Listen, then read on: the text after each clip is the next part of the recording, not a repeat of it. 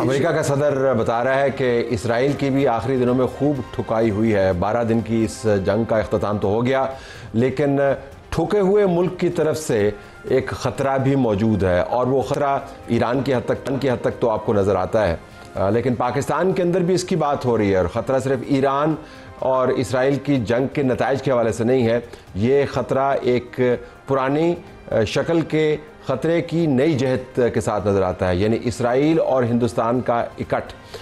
Israel को Iran ने ठोका है, अमेरिका के सदर ने ज़मानत दी है कि ये सीज़ फायर होल्ड करेगा। हिंदुस्तान को हमारी तरफ से ठुकाई मिली है, हिंदुस्तान इस वक्त अपने ज़ख्म चाट रहा है। तो ये दोनों ठुकी हुई रियासतें फौरी तौर पर गठजोड़ क्यों करेंगी पाकिस्तान के ख़िलाफ़? हम अपनी रिपोर्टर सुमेरा खान से बात का आगाज़ करेंगे। उन्होंने आज एक रिपोर्ट फ़ाइल की जिसके अंदर उन्होंने बताया कि इसराइल और हिंदुस्तान का गठजोड़ जो पुराना है वो एक नई शक्ल इख्तियार कर रहा है।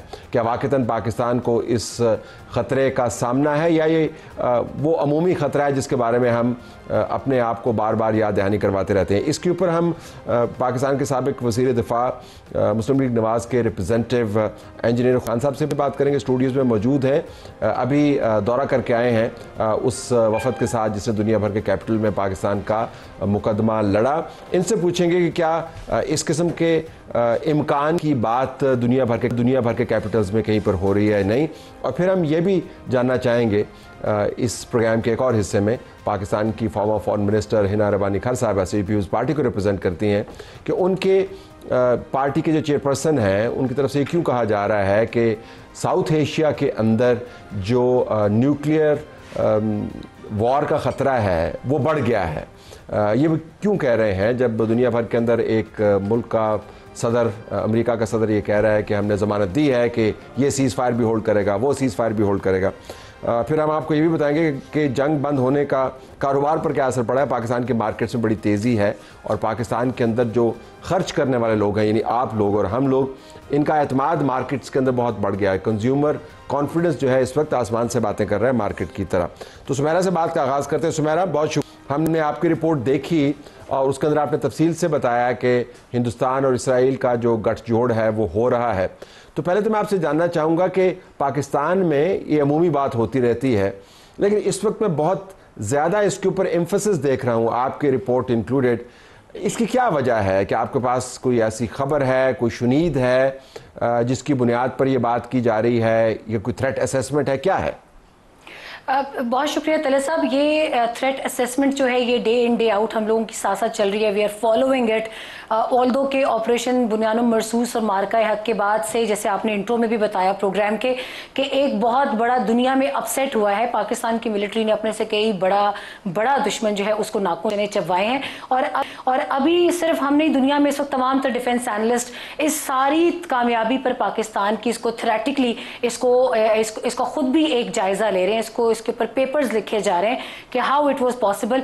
मगर दूसरी जानिब भारत जो है उसका एक अंदाज समझ नहीं आ रहा कि वो इजराइल जिससे उसने अपनी डिफेंस डीलिंग का आगाज स्पाइस बॉम्ब्स के जरिए किया था, बाय द वे वो भी 2019 में भी उन्होंने उसको इस्तेमाल करने की कोशिश की थी, लाइन ऑफ कंट्रोल के ऊपर भी, वहां भी नाकामी हुई थी। तो from Spice bombs, Harop Herons and then now Barak 8 को खरीदने की 2018 में सबसे बड़ी वजूहात उनकी ये थी कि this air defence system is very famous for 360 degrees protection from any sort of UAE, from any sort of jet aircraft and missiles, and you can just count it जिस तरह के भी उनके पास ये तमाम हथियार तो उनके पास मौजूद थे।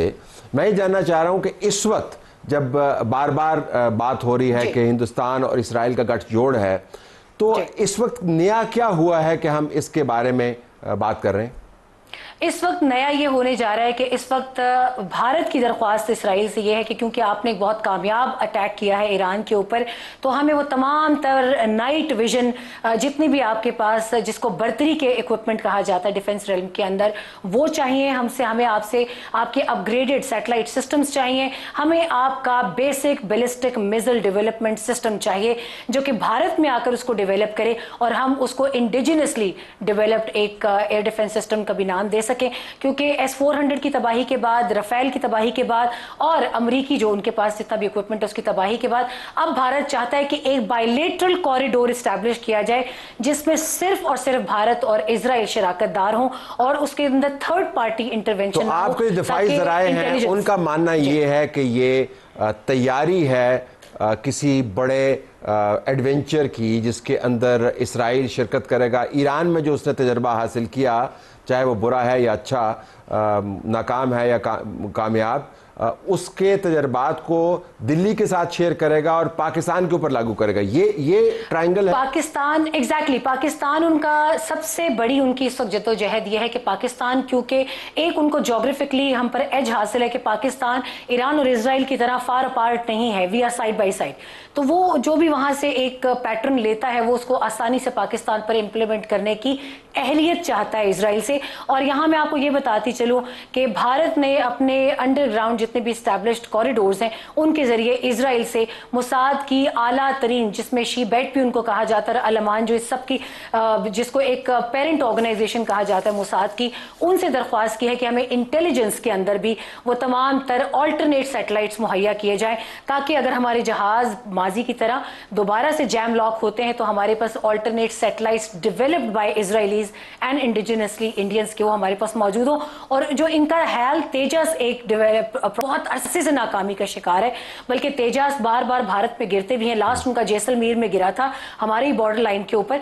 उनसे भी दरख्वास्त है कि खुदारा इस प्रोजेक्ट को मुकम्मल करने में भी हमारी मदद। फ्रैंकली अगर आप एम्पिरिकली देखें, आपका शुक्रिया, आपने हमें अपनी रिपोर्ट का पस मंजर बताया। अगर आप एम्पिरिकली देखें तो इस वक्त इसराइल से भारत को मशवरा नहीं करना चाहिए, ये जानते हुए कि अमेरिका का सदर क्या आपको बता रहा है, जो मैंने ओपनिंग में बताया कि इसराइल की खूब ठुकाई है और इसराइल के ऊपर ठुकाई बावजूद इसके हुई कि ईरान का जहाज तो उड़ा ही नहीं। But anyway, stay with us, thank you very much for being with us. सुना सुमेरा की रिपोर्ट, आप इस थ्रेट असेसमेंट से आप इत्तफाक करते हैं कि वाकईतन अमूमी कोऑपरेशन के अलावा कोई खसूसी पाकिस्तान स्पेसिफिक भी गठजोड़ का इम्कान है? जी, मेरे ख्याल में एक तो हिंदुस्तान जो है, एक वो पुरानी देवमालाई कहानी है कि एक अंधे साइक्लॉप्स एक देव था जिसको अंधा कर दिया था उसका दुश्मन ने। तो वो अंधा जो है ना, वो कोशिश करेगा किसी तरह वो पाकिस्तान को कोई नुकसान पहुंचाए। और यहूद व हनूद की साजिशी थियरी बड़ी देर से चल रही है, लेकिन इसमें जो हकायक अब ऐड हुए हैं। नंबर वन ये है कि हिंदुस्तान ने इसराइली ड्रोन से पाकिस्तान पर हमला किया। इसका मतलब वो सीरियसली टेक्नोलॉजी उनके साथ बाय करते हैं। इसराइल वो वाहिद मुल्क है जिसने इंडिया की सपोर्ट की, और इंडिया वो वाहिद मुल्क है जिसने इसराइल की ईरान के खिलाफ सपोर्ट की। ठीक, लिहाजा अब ये कुछ इसके अंदर हकायक आना शुरू हो गए। लेकिन असल इसकी जो बुनियाद है वो 1981 में इसराइल के इराक के न्यूक्लियर रिएक्टर को तबाह करना है। और इसकी जो अगर इसका कोई हदफ है वो पाकिस्तान के एटमी तनसीबात हैं। और अमेरिका ने पिछले हफ्ते में ईरान की एटमी तनसीबात पर हमला करके हिंदुस्तान को ज़रूर एक शादी है, एम्बोल्डन किया है। आपने एक मिसाल बना दी ना जी, मिसाल बना दी कि ये हो सकता है, you can get away with it. ठीक, तो लिहाजा यहाँ फिर हमें ज़रूर इस पर सीरियसली सोचना पड़ेगा। पाकिस्तान को ये जो थ्रेट है ये अब 44 साल से है, ये नई थ्रेट नहीं है। जिस दिन से उन्होंने इराक के रिएक्टर को तबाह किया था जून 1981 में, तब से जो है वो पाकिस्तान के ऊपर थ्रेट है। और 2 दफ़ा इन 44 सालों में एक सीरियस आया हमें कि ये हमारे ऊपर हमला होने लगा, लेकिन हमने उसको रोक दिया, किसी भी वजह से वो नहीं हो सका। तो लिहाजा हमें उसके लिए तैयार रहना है। और ये ज़रूर है कि वो इसराइल जो अपना दिफा नहीं कर सका, अगर हिंदुस्तान भी उससे अपने दिफा के लिए कुछ बात मांग रहा है तो वो कोई इतनी हमें मंतकी बात नज़र नहीं आती। लेकिन ये ज़रूर है कि हिंदुस्तान और इसराइल का गठजोड़ असल में तो हिंदुस्तान और अमेरिका का गठजोड़ है। ठीक, और वो रहेगा।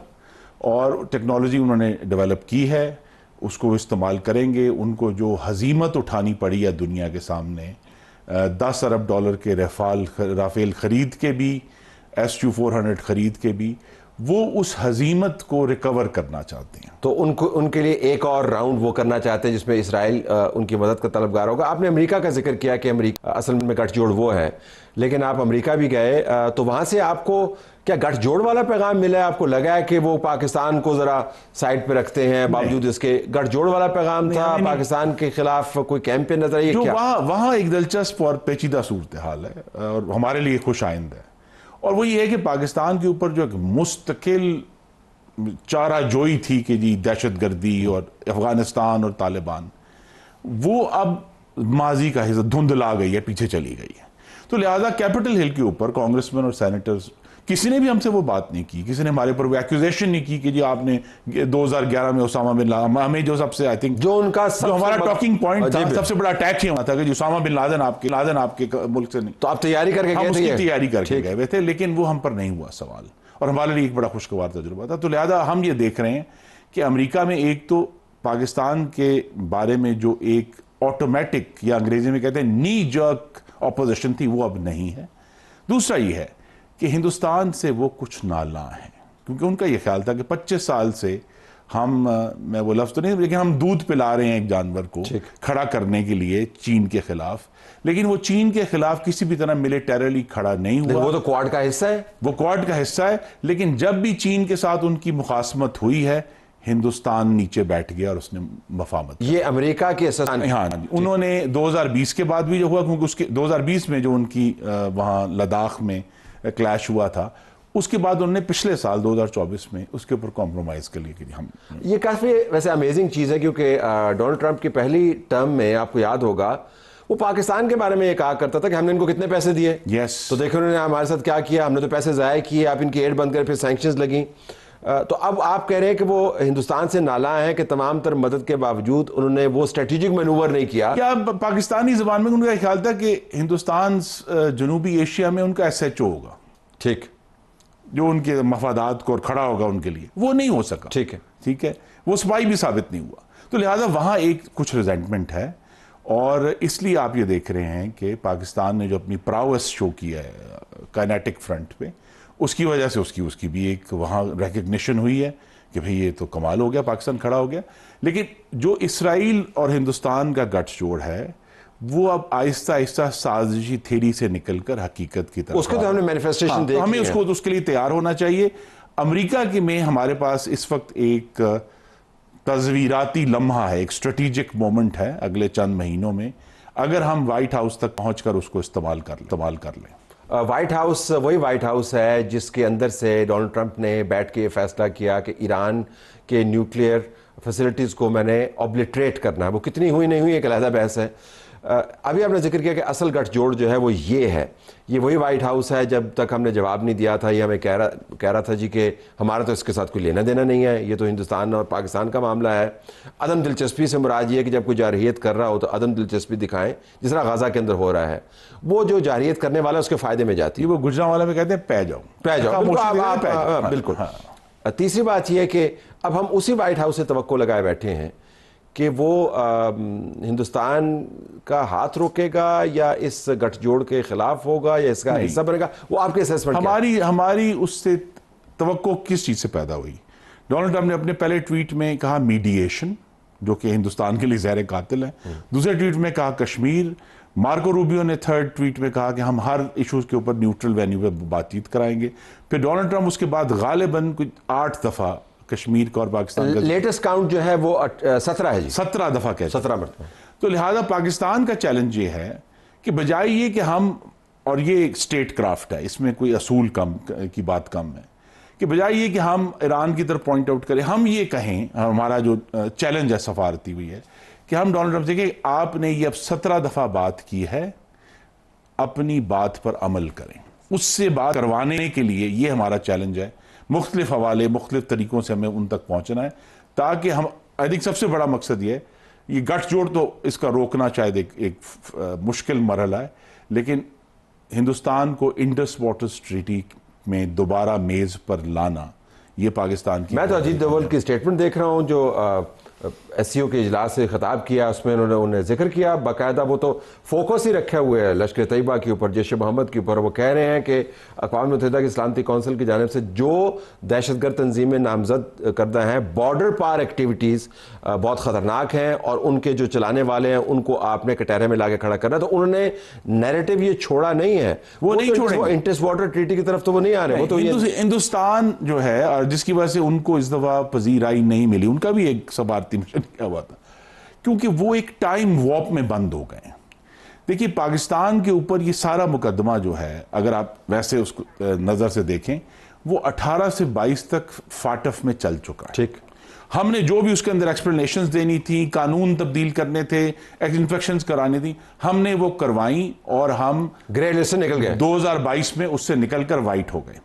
اب اصول ہے کہ ایک ملک یا شخص کو ایک ہی جرم پر بار بار آپ عدالت میں نہیں بھیج سکتے, یا الزام. ہاں, تو اسی لیے ہندوستان کو فاٹف میں پسپائی بھی ہوئی اس دفعہ جو انہوں نے ٹرائی کی. اور یہ کیس پرانا ہے, یہ ہم نے ان کو کہا, اور یہ ہمارے بھی ٹاکنگ پوائنٹس کا حصہ تو ان کا, یہ ہمارے ڈیلیگیشن کا ایک ایگریڈ پوائنٹ تھا کہ ہندوستان ماضی میں ٹریپ ہے اور ماضی کی جنگیں لڑنا چاہتا ہے. پاکستان آنے والے جو امن ہے اس کی بنیاد رکھنا چاہتا ہے. ہندوستان اور اسرائیل کی گٹھ جوڑ کا ہم ایک اور اندازہ لگا سکتے ہیں کہ وہ جو مقدمہ بناتے ہیں نام نہاد, اس کے جو میڈیا کے پروپیگنڈا کے جو پوائنٹس ہیں وہ ایک ہی جیسے ہیں, اور اس میں 3 ایلیمنٹس ہیں. ایک کہتے ہیں کہ ریاست والی دہشت گردی, ہندوستان ہماری طرف فنگر پوائنٹنگ کرتا ہے, اور اسرائیل جو ہے جو ریولوشنری رجیم ہے اس کی طرف فنگر پوائنٹنگ کرتا ہے. دوسرا وہ کہتے ہیں بارڈر کے پار, اسرائیل بھی یہ کہتا ہے اور ہندوستان بھی یہ کہتا ہے. اور تیسرا وہ کہتے ہیں نیوکلیر ویپنز, کہ ایسی ریاستوں کے پاس نیوکلیر ویپنز نہیں ہونے چاہیے. تو کہیں پر پاکستان کی نیوکلیر ویپنز پر آپ کو ڈسکشن وہاں پہ نظر آئی کہ نہیں؟ نہیں, پاکستان کی نیوکلیر ویپنز اس دفعہ ڈسکشن نظر آئی. ہم سب کو اللہ کا شکر ادا کرنا چاہیے کہ ہم 27 سال پہلے ایک ایٹمی طاقت میاں نواز شریف کے ہاتھوں ڈکلیئر ہو گئے, اور ذوالفقار علی بھٹو, ڈاکٹر قدیر, وہ سب لوگ جنہوں نے اس پہ محنت کی. ایشو یہ ہے جی کہ جس میں نے امریکہ کا نام اس لیے لیا کہ اسرائیل کو امریکہ کی وجہ سے اس کی ایک پلے بک ہے. وہ غازہ کے اوپر بمباری کرتا ہے, وہ فلسطینیوں کے گھر پچھلے 30 سال سے اڑا رہا ہے. اب وہ جو پلے بک اسرائیل کی امریکن اپرووڈ پلے بک ہے, وہ اس کو پاکستان کے اگینسٹ اور کشمیر میں استعمال کرنا چاہ رہا ہے. اس کا یہ خیال ہے کہ وہ چونکہ پلے بک کامیاب ہے اور اس کو امریکہ کی آشیرواد حاصل ہے, تو میں بھی یہ پلے بک استعمال کر کے پاکستان کے اوپر کروں.